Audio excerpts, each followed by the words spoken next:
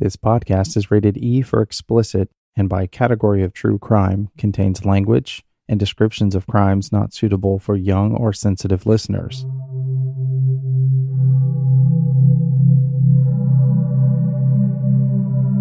It's one thing for a violent predator to attack the innocent. It is a whole new level of evil to prey on the vulnerable. Our children, our elderly, and our people with special needs are to be protected. In December of 2014, the body of a woman was discovered by firefighters while putting out a fire intentionally set to cover her death. Living independently with autism spectrum disorder, she was an easy target. This is Sarah Gibbs, and you're listening to The Cold Case Chronicles. I know your secret. I know the truth. I know your secrets and I'm telling on you. Today we're going to start off talking about something very important, autism, which is also known by a lot of people as autism spectrum disorder or ASD. And you hear people being described as being autistic or on the spectrum. In fact, there's a really good show on Netflix, and I believe the name of it is Atypical. Atypical is great too. And then there's another one called On the Spectrum, I believe is the name of it. It's like The one where they date? Yes. And it's so cute, and I absolutely love it. And it is so great. For anyone who wants to know exactly how people that have autism and how they really suffer as far as social cues and dating and how difficult it is for them, but yet it's also funny in a way, not that it's making fun of them in any way, but they make it funny. It's quirky. I mean, and it's dating really is cute. bad enough and just Right. controlling it like without being on the spectrum. And then, I mean, if you were able to make fun of yourself, like, I guess it would be fine. Right. And if you we're able to pick up on social cues. Like if I can read you and it's taken years to be able to pick up on those things, then it makes it a lot easier for us. But if you are missing that link inside you to be able to read other people, it's very complicated. Just to watch that show and to see how it is for them is very eye-opening. Yeah, and everybody is different, though, on the spectrum. Oh, so yeah. Some can pick up a little more than others, and I mean, that's why it's a spectrum, because it's so different. Everyone is different. It can be very mild. It can be extreme. So it's different for everyone. And there's different types of autism. According to the CDC, 1 in 54 children in the U.S. have some form of autism, which is a lot. Yeah, that's crazy. And in fact, signs of autism usually appear when kids are toddlers. Parents will notice the developmental delays. They have sensory issues.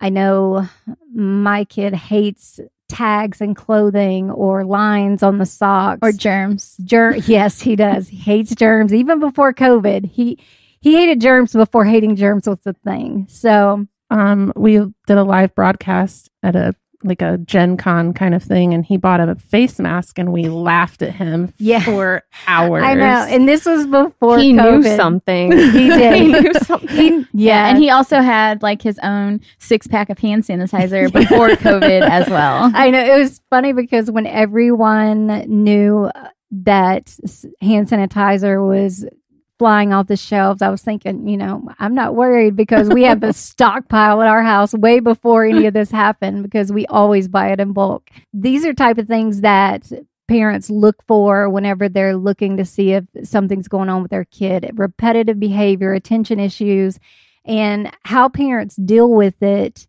really makes a difference in how well these children are going to function as adults. I knew someone whose son at like 6 months old, they realized that something was wrong. He refused to lay on his stomach. He refused at 9 months old to eat any soft food. She's like, I can't give him hard food, but he likes a texture thing. Loves pretzels. Mm-hmm. And he is like, you would have no idea right now because they did such early intense intervention when he was 9 months old. Right. And that makes a huge difference. And in this case that we're going to talk about today, the parents did everything right. They knew from an early age.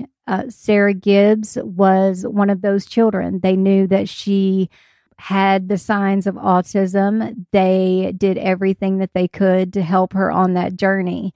Sarah grew up in Warsaw. Well, she grew up in and around northern Indiana, and she went to school. Everything back then around the 80s and 90s was different than now.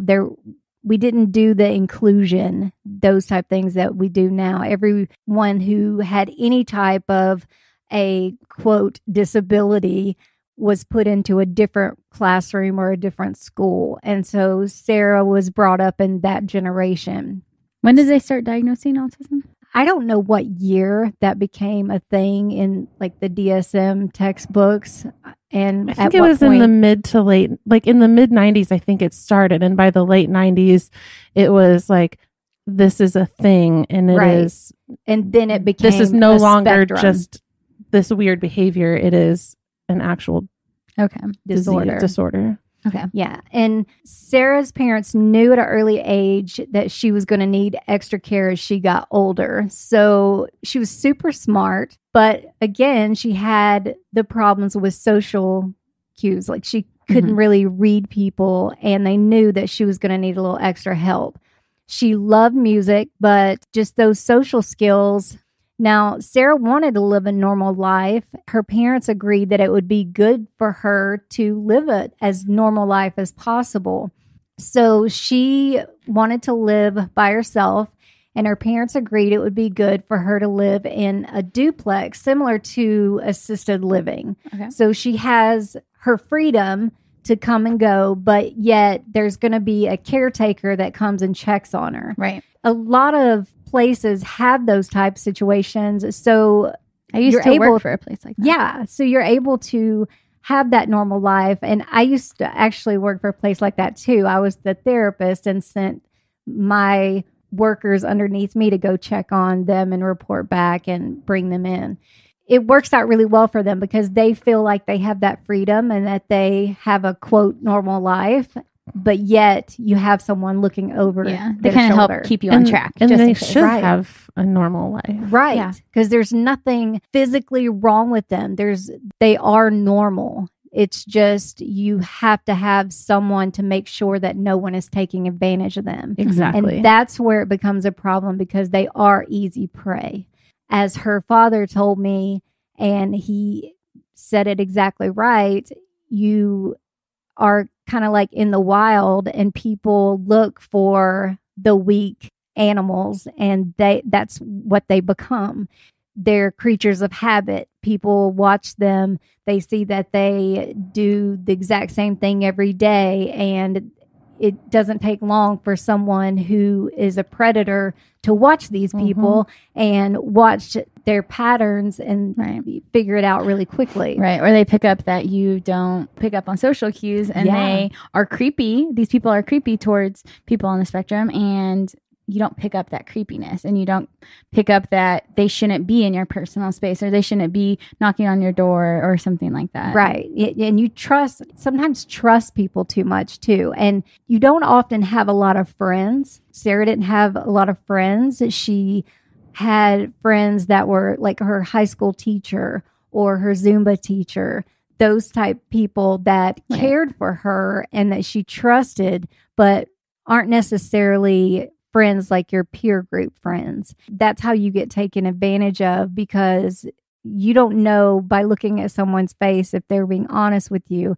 And oftentimes you don't look people in the eye. A lot of people that are on the spectrum like to look straight ahead or like to look straight down.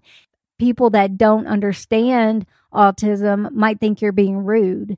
A lot of times people will see someone, especially like in retail stores, somewhere like that, when there's someone working at a register or bagging groceries, something like that, and they're like looking down. A lot of times people just make this assumption that they're being rude without thinking for 1 second that maybe they are on the spectrum and maybe they just don't make eye contact because that is their comfort zone and that's where they're at. And so we need to think as a society about other people and what they're going through and what might be going on inside them instead of just making assumptions that someone is being rude when we don't really know what's going on inside them. Can we take that sound clip and put it on everything?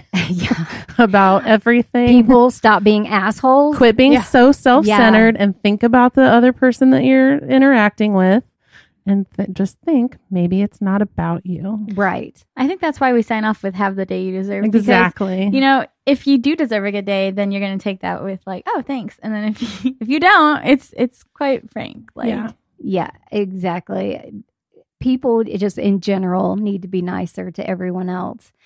Now, Sarah moved into this complex, and it was in Kosciuszko County. How do you say that? I've never. I was how do you spell it? I always was like Kosciuszko.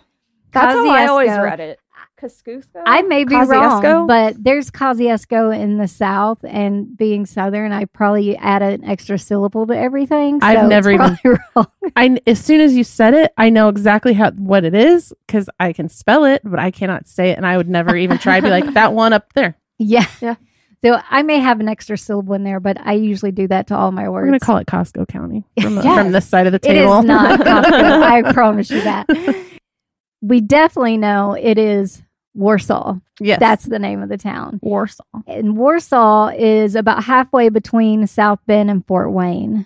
And for anyone who is not from Indiana, that is about 30 miles south of Michigan and 90 miles east of Illinois. So it's right up in the northern corner. Is it like of Indiana. If I went straight up from Indianapolis, I would hit it? Yeah, pretty much a little bit west. Yeah. Okay. So that's where Warsaw is. And the population there is it's about 15,500. The crime rate is a little bit higher than other cities that size, but nothing extreme. Like larceny, like small crimes. Right. Like burglary. Speeding tickets.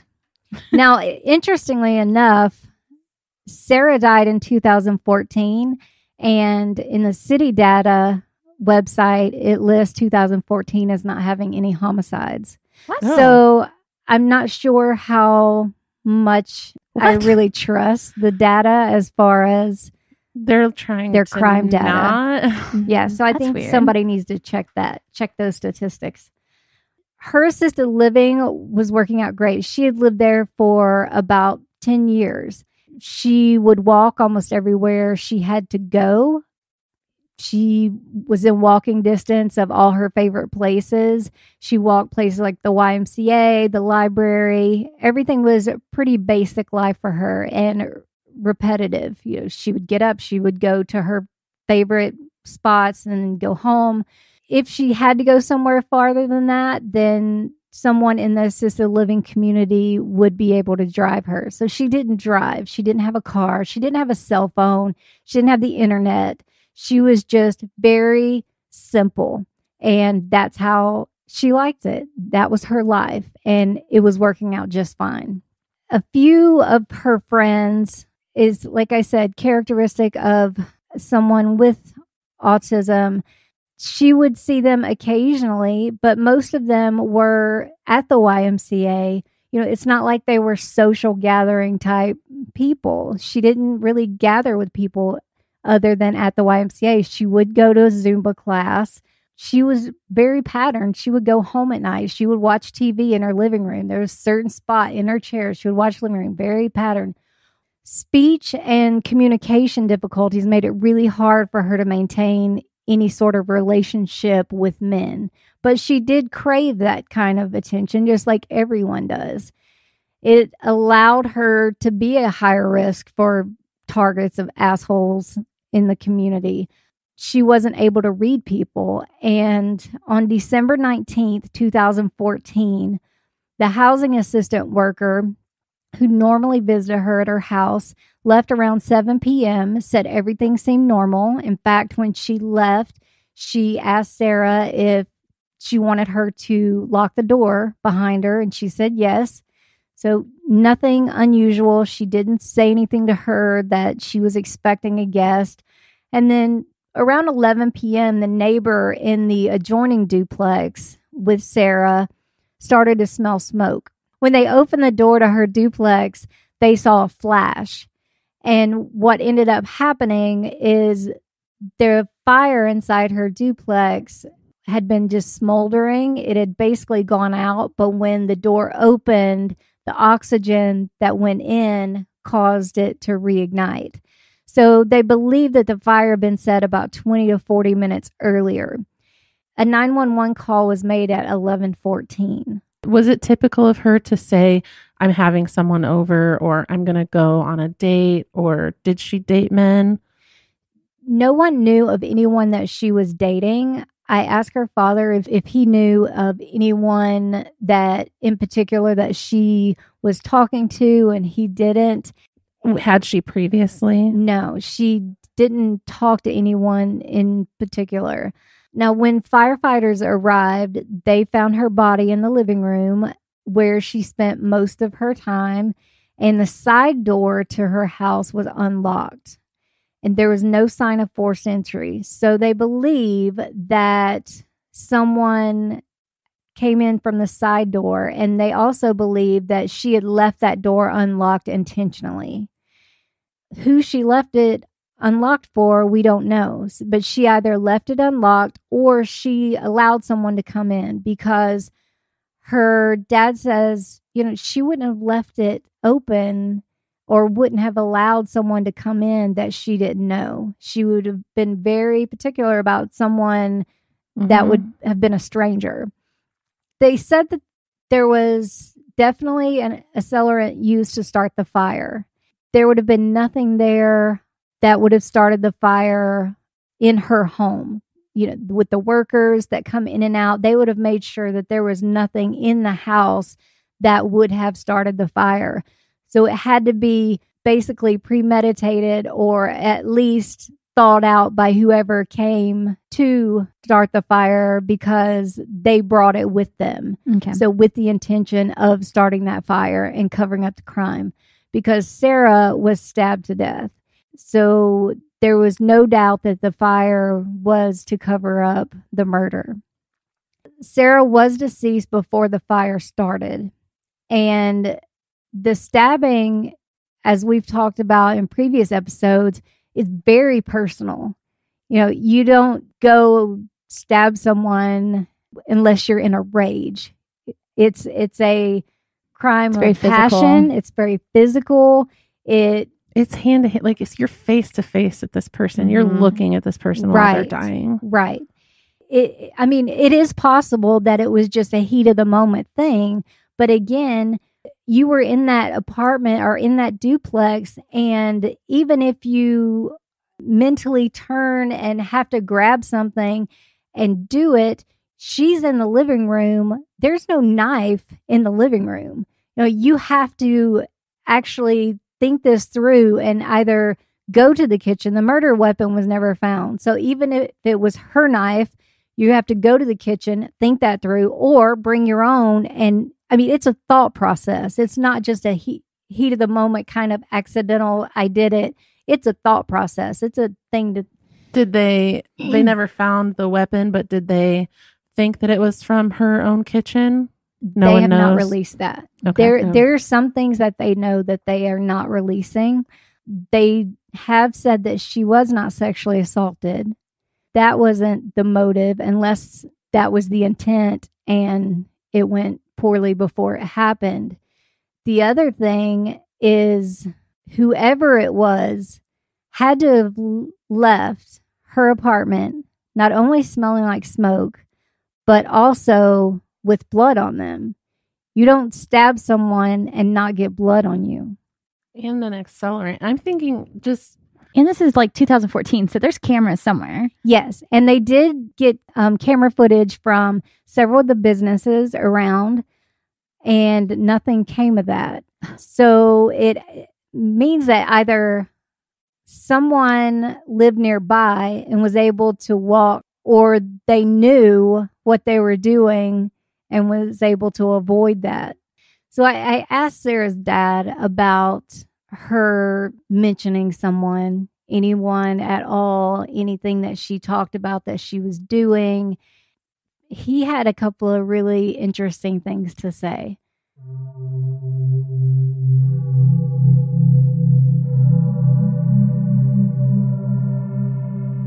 This is just supposition. All we have to go on is circumstantial evidence, although there is quite a bit of that. It doesn't necessarily point to any one person, although we do have our suspicions. Basically, Sarah wanted to have as normal a life as possible. Mm-hmm. That's what she always said. She wants to, live a normal life. Part of that included having a relationship at some time. But being quite autistic, she really didn't know how to go about it. She couldn't read people. Right.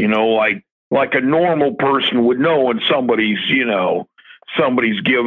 them a line of BS or something. But no, if they were smooth enough, it'd go right over Sarah's head. Right. What we think is probably she had somebody that got to know her. We suspect it may have been through on the pretense of Bible studies. She made a comment the Thanksgiving before the incident that she had made a reference to a obscure Bible quote, and she said that she learned it from somebody that she was friendly with. And basically what we suspect is that this person was seeing Sarah secretly, and she got real attached, as she would, and not understanding that this person wasn't sincere, wasn't genuine. And she was not so handicapped that she couldn't, that she wasn't responsible for the decision whether to have sex or not. Right. But that doesn't mean the person knew that, Yeah. Or just if it was somebody that had any kind of social standing or anything else, might not want it to be known that they, were having an affair or whatever, or had been or whatever with a fairly seriously handicapped person, mentally handicapped. Not that, if it was on the up and up, we wouldn't have a problem with that, obviously. But we think that basically they came over that night with the intention of killing her, and that's what they did, and then covered the crime up.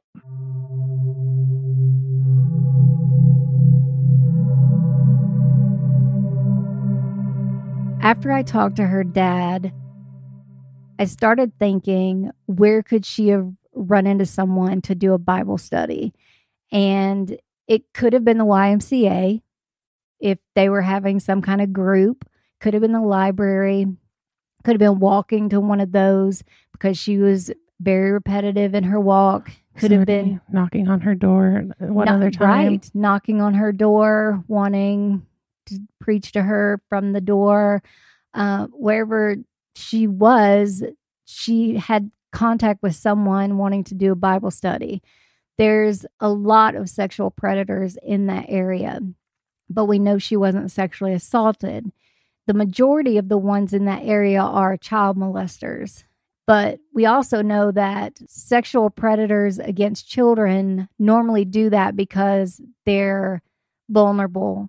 And if you have any type of intellectual challenge, or if you're vulnerable in any way, then that makes you a target. So it's possible that she could have been just an easy target for someone. Sarah wasn't sexually assaulted, but that could have been the motive. Now, when I was searching for the related crimes, I came across an interesting article in the Times-Union about a guy named James Theodore King. On February 20th, 2016, So this is a year and a half later. A year and 2 months after. At around 3:30 in the morning, there was a mother of twin females, and she noticed that her twins were missing. Like how old? Now, they were 32 years old, but due to their intellectual disabilities, they mentally peaked at the age of 13. Okay. She was terrified. She called the police. The twins were found in the apartment of James Theodore King. King had given the twins alcohol, which they'd never had before, and he told them it was root beer. Their blood alcohol levels were 0.125 and 0.129, and his was 0. King had taken one of the girls into a back room and tried to pull her pants down multiple times, but she fought back and he stopped. He carried her to the restroom and wiped her after she used the restroom. The other girl was then carried to the back room and he had sex with her. She said that she couldn't say no because she was too drunk and she couldn't fight to make him stop. He then used his cell phone and took photos of her genitals. Afterwards, he took her to the living room, started fondling her again, and she was taken in for an exam after she was found, and the evidence on her body was consistent with the story that she told. There was 5 nude photos on his phone, just like she described. Here's the part. I feel dirty just listening. I know, to that. right? Here's the part that gets me. According to the Times-Union, in his defense, the defense attorney called his wife, Teresa, as a witness. Now, it's important to know that Teresa was married to someone else whenever Sarah was murdered. Where she worked, okay, I know you're going to need a PowerPoint. Where his now wife was working was right next door to one of those places that Sarah always frequented. Yeah. So when they called her to the stand as a witness, she says she had no problems with the law. Since the incident, he had been a very devoted man to our Holy Father. She said they start each day with a daily prayer, and he's been a great example of a father to her children. She said they have an outreach ministry that serves multiple counties, and they are in the streets doing evangelism and help people with their addiction battles. If he was out in the streets and sees her 4 times a day, doing every evangelism, standing out in the street, and sees her, he's definitely talking to her. Right. You know, it fits. It just fits. The prosecuting attorney said, you know, if... Did they look into him for Sarah's case? They went to question him and he lawyered up. And they don't have enough evidence. So here's the thing. If Sarah was very routine, not wanting to deviate from her normal, wouldn't she have run away from him if he would have come up to her in the street? I don't think so. No. First of all, I think everyone would be different on how they would react. But if just because she has every day. Yeah, and just because she has a routine doesn't mean she's not going to like talk to someone. I think what they mean by she has a routine is like she goes these places every day at this time. Right. It doesn't mean she wouldn't like stop. And people that use God are the worst type of predators because they will use that as a way to get into your life. You know, God wants this for you. God wants this for us. God will forgive us if we do this kind of. And when you have someone who is on a lower IQ level or even someone who is fragile in any way, and you have a guy who is telling you this is okay, who knows? Yeah, because they grew up their whole life with other adults telling them, okay, like, oh, this is how you do this. Yes. This is what you should be doing. Yes. Oh, how you feel isn't right. This is right. This is right. And then you have to trust that, you know, obviously your parents are, you can trust, but then you meet someone like that and you're like, well, everyone else has told me and I have to listen to what they say. And his defense with these twins, this is the worst. His defense was that they showed up on his doorstep in their pajamas. Well, I mean, honestly, like, So you never got in No. trouble for the twin? oh, he spent like a year and a half in prison. That was it. The wife, what I think, and this is just my personal opinion, is he married her so she wouldn't have to testify against him, because she instantly gets divorced from her husband, and her divorce was filed for on March 2015, which was just 3 months after the murder. And then they got married in September of 2016, right before he went to trial. And it just all fits in that it's just a big piece of this puzzle. One thing that's also interesting is her business. She pushes that a lot of the proceeds of her business goes to sex trafficking of children. The prosecuting attorney asked her if James' devotion to God was recent or a lifetime one, and she said she had known him for over 30 years, and it's been since day one for him. She says, quote, "We all fall into temptation."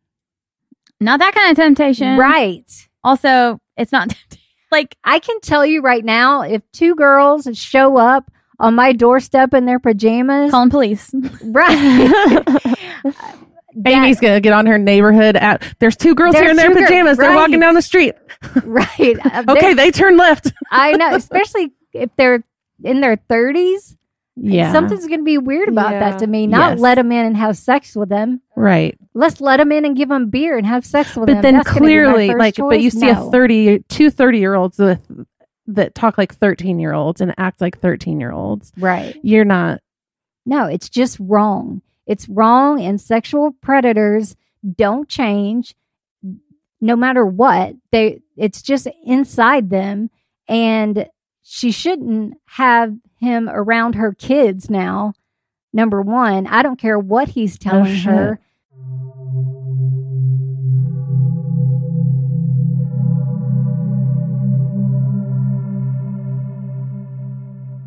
I spoke with one of Sarah's close friends, probably one of her closest friends. I didn't want to push her in a certain way by saying this is what we think may have happened to her. I just wanted to kind of feel her out and see, Yeah.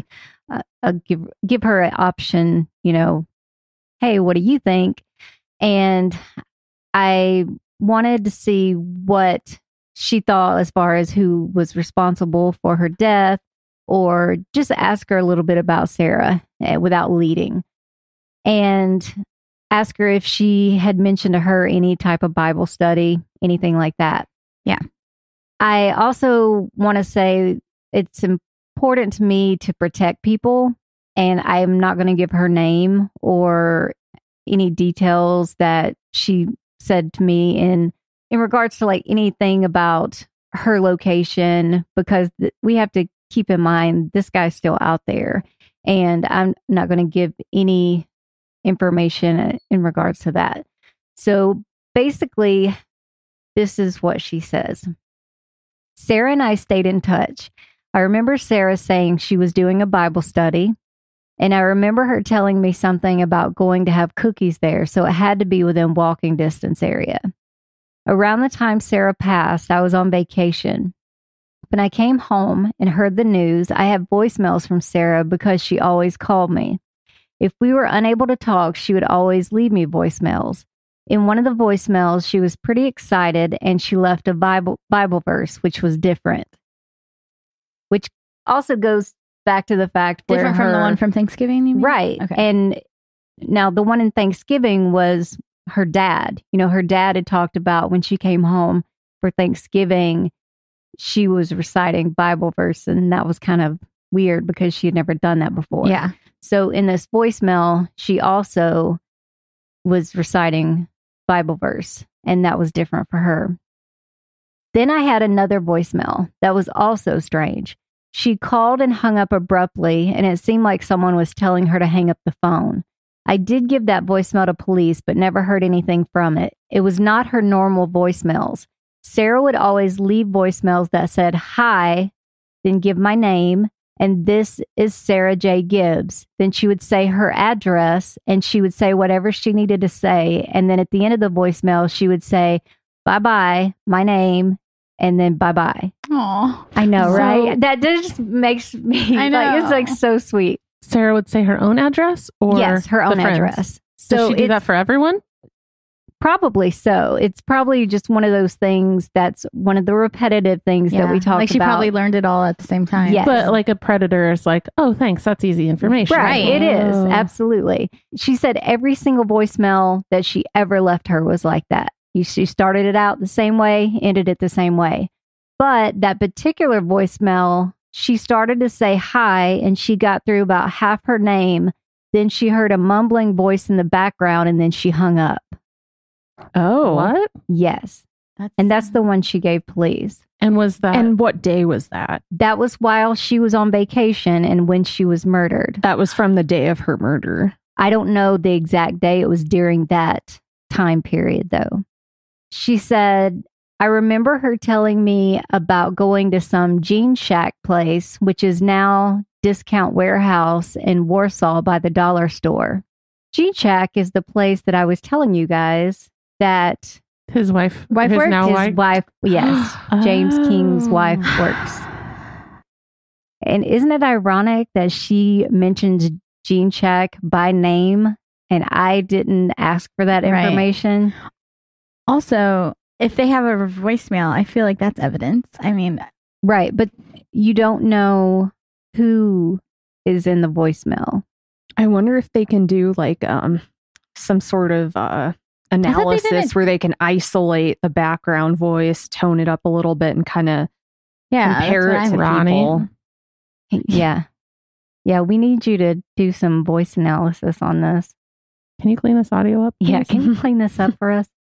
She said that she liked to volunteer at the haunted house. Get this, the haunted house name was Soul Takers Acres. Is that not the best ever? I love it. I love it. And she said that was at the fairgrounds and she would volunteer there always because they would give her free food. And she liked to go places that gave her free food. Yeah, I like As free do I. food. I agree. I would have gone. I can feel her there. She said that she felt like she went to a big church on Center Street a few times, but she's not sure if that's where she was going at that particular time in her life. This is what I gained from that whole conversation I had with her. One, the Jean Shack thing. Yeah. That's so blatantly obvious that she told her specifically that she was going to the Jean Shack, and that being the place where this predator's wife to be was working. There's just all sorts of radars there. The Bible study thing. I mean, you're using the Bible as a weapon, which is terrible. And here's this guy who is known to reel in people with any type of mental handicaps, any type of mental disabilities, and use them for his own gratification. And however, that just really sticks out as well, is that her dad and her friend both remember her reciting Bible verses and all this right around the time this happened. That can't be a coincidence. Right. And That's her, really she strange. wasn't raised in like going to church, was she? Not if it was so evident to her dad that it was odd for him to That's what hear I her was recite a Bible verse. thinking, yeah.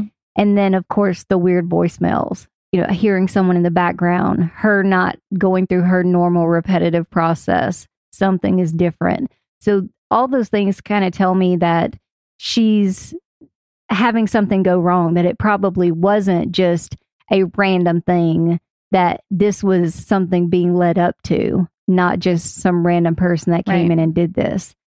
I reached out to both the sheriff and the lead investigator on Sarah's case. Surprisingly, I had no response from either one. And I really wonder how many cold cases could be solved if people would just answer the phone or Yeah, answer For real, emails. though. I'm definitely not hating on all the departments, because I know that there are some that work amazingly well. And, even some of my first cases, I talk with those investigators sometimes weekly. In fact, don't forget we have a case update coming up really soon from the 2019 case that we had. Yeah, I was wondering about that earlier today, actually. Yes. And as soon as I can release that information to the public, I will do it. I'm really excited. I'm wondering, I'm going to go back just a little bit, to before you were talking to about the investigators. I wonder if you had mentioned just some things were off, like her reciting Bible verses and her leaving a written Bible verse that was different. And then the weird voicemail. I wonder if without her being able to have the social awareness or the social ability to say something's wrong, I'm being abused or something, if those were her weird ways of doing that. I wonder if anyone, anybody like a cry for help. Yeah. Yeah. I wonder if anybody with experience could tweet us. Can you tweet us? And it probably was. And even if it wasn't, as a friend or as a parent, you're always going to look back on that and think, why didn't I notice something? But everyone's going to do that. If something bad happens to someone that you love, you're always going to look back and try to dissect things and say, well, what if I had have done something different? And you can't really do that. But, it could have been a cry for help. And that was my first thought, was everything is hindsight is 2020. Right. But for an investigator, if this is the time that maybe they stopped watching him, or they know that another victim had moved away at some point, or that's when he really started ramping up his evangelism at that particular corner, and that's when she started her Bible verses, or they don't have accountability for him on that night, and that's the night she left her weird voicemail. Yeah. Right. As for an investigator, that's really important. As for her parents, they should never think about that. No, and the farther this goes by, less people are going to remember what was going on at that time in that town. And that's what sucks about these cases, is that some people might remember right now, oh yeah, I remember around Christmas in 2014, I remember being in Warsaw and seeing that crazy guy on the street screaming Jesus to me while I was parked at the red light. Right. But as 2021 rolls by, 2022 rolls by, people are going to stop remembering things like that. And that's why it's important for people not to forget about these cases and just let them go cold for 10 or 20 years, because these people are dangerous, and they've got to be off the street. And the bottom line is that Sarah was 34 years old. She was murdered by someone that had absolutely no regard for life whatsoever. And he, might have been setting fire to Sarah and her house to destroy his evidence. And that's bad enough. Trust me, that's bad enough. But he could have easily killed the other people in the other side of the duplex, because it was 11 o'clock at night. The chances of them being asleep and the fire starting, and it should have accelerated much more quickly, but he didn't know what he was doing. And so the fire burned out. If he's partly an idiot, he's made other mistakes. So right. That's true. He can always call us and we can do an intelligence test.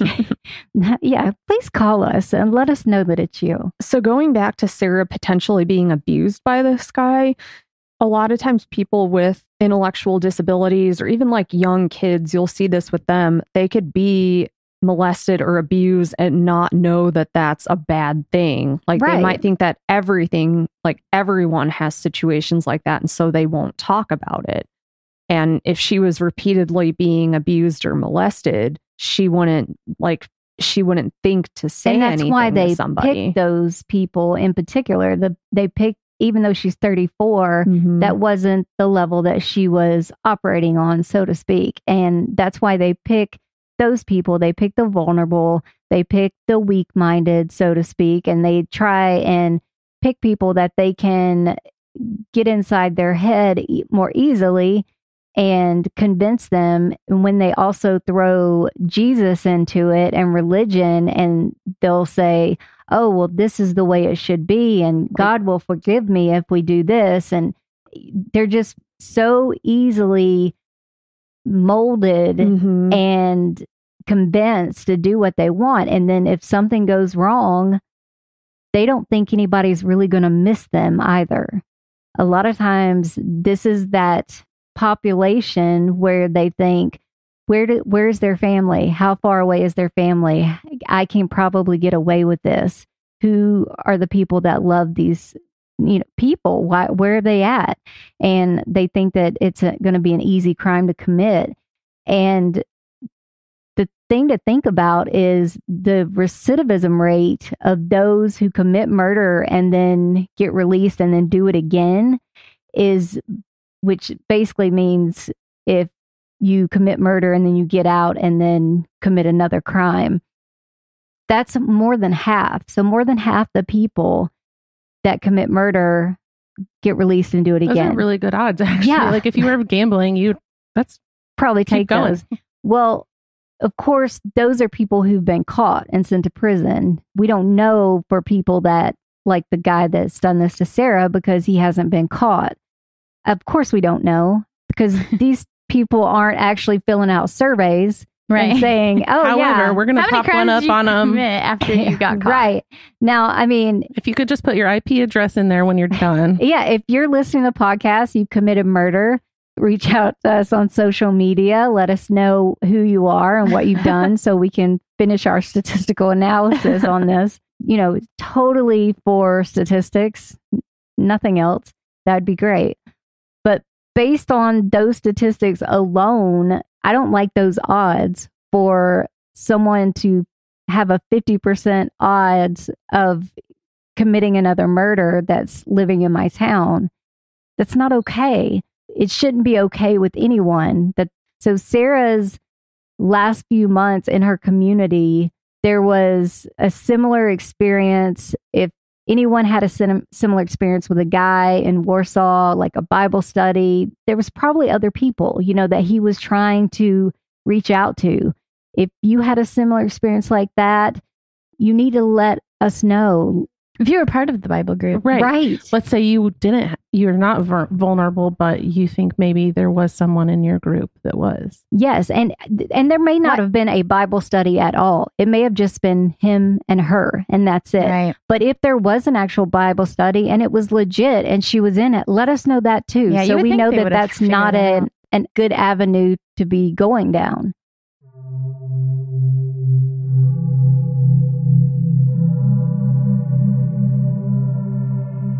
Here's the thing about Sarah.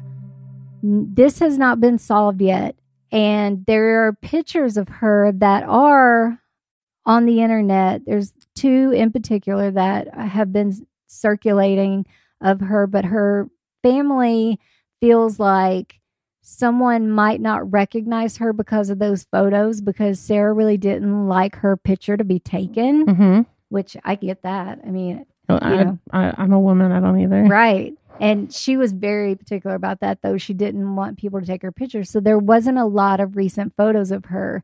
And they want people to know that she didn't always smile. Like, she didn't smile a lot. So those pictures of her where she's smiling, that wouldn't really be her face. So you might not recognize her. Can somebody age progress her and make her not smile? That's what her dad was asking, is if maybe someone could take her photo and make a photo where she's not smiling. And also she was heavier set than she was in those photos. So maybe someone might remember her if they thought about that instead of the happy photo that they see. And possibly someone would remember that this girl, she frequented Marsh, Cardinal Services, Our Father's House, the YMCA at its old location in Warsaw, Dollar General on Market Street, the public library, and maybe evangelists on the street.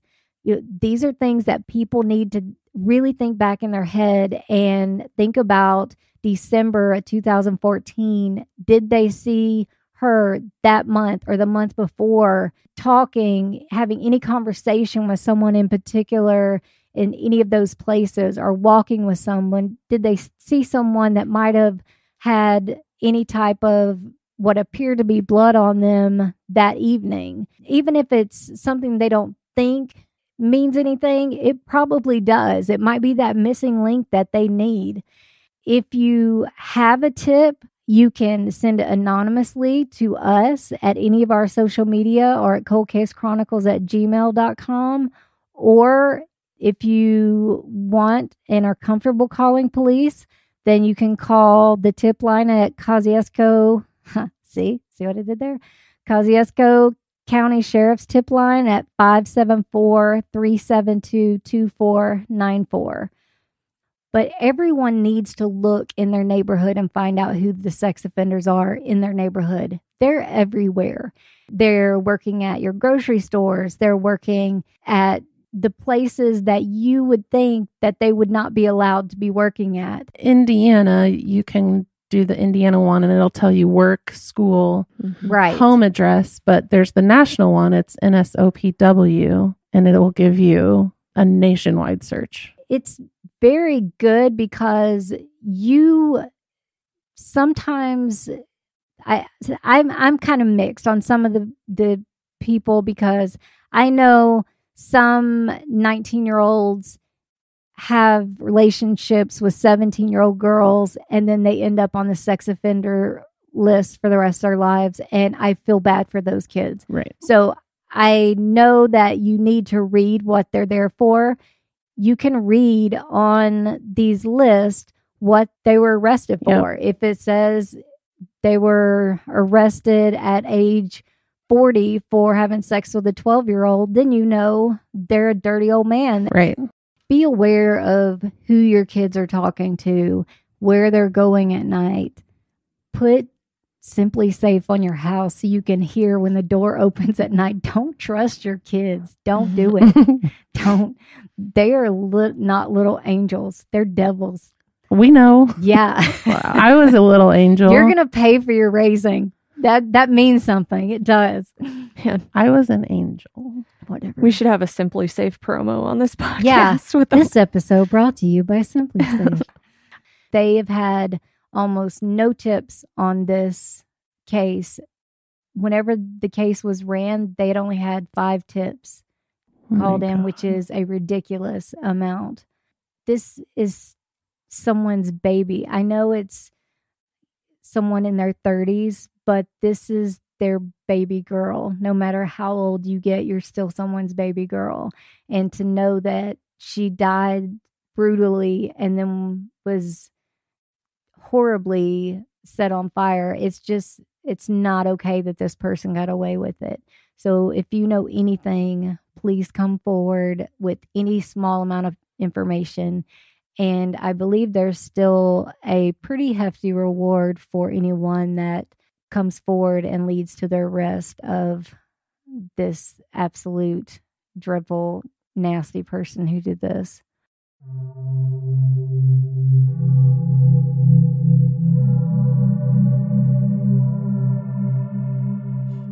We would like to thank Sarah's family for not giving up the search for justice for Sarah.